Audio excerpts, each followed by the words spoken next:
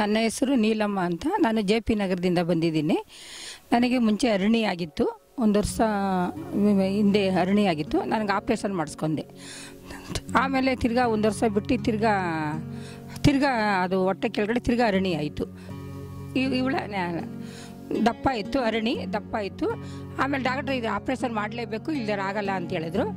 ಆಮೇಲೆ ಸುಮ್ಮನೆ ಆಗಿದೆ. ಆಮೇಲೆ ನಮ್ಮ ಯಜಮಾನ ಫ್ರೆಂಡ್ ಮಗ ಬಂದು ಇಲ್ಲಿ ಆಯುರ್ವೇದ ಹಾಸ್ಪಿಟ್ಲಲ್ಲಿ ಇಲ್ಲಿ ಟ್ರೀಟ್ಮೆಂಟ್ ತಗೊಳ್ಳಿ, ಕಡಿಮೆ ಆಯ್ತೈತೆ ಅಂತ ಹೇಳಿದ್ರು.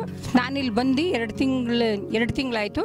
2 ತಿಂಗಳಲ್ಲಿ ಈ ನ್ಯಾಚುರೋಪತಿ ಆಯುರ್ವೇದ ತಗೊಂಡ್ಮೇಲೆ ನನಗೆ ಎಲ್ಲ ಗುಣ ಆಗೈತಿ. 70 kg ಇದ್ದೆ, ಇವಾಗ 63 kg ಇದ್ದೀನಿ ನಾನು. ಇವಾಗ ನಂಗೆ ಹರ್ನಿ ಇವಾಗ ಕಡಿಮೆ ಆಗೈತೆ. ಇನ್ನು 10% ಐತೆ, ಎಲ್ಲ ಕಡಿಮೆ ಆಗೈತೆ ಹರ್ನಿ. ನಾನು ಆರೋಗ್ಯ ಚೆನ್ನಾಗಿದ್ದೀನಿ, ಏನೂ ಇಲ್ಲ ಇವಾಗ. ಅದನ್ನು ಕಡಿಮೆ ಆಗೈತೆ, ಹರ್ನಿ ಎಲ್ಲ ಕಡಿಮೆ ಆಗೈತೆ ಇವಾಗ.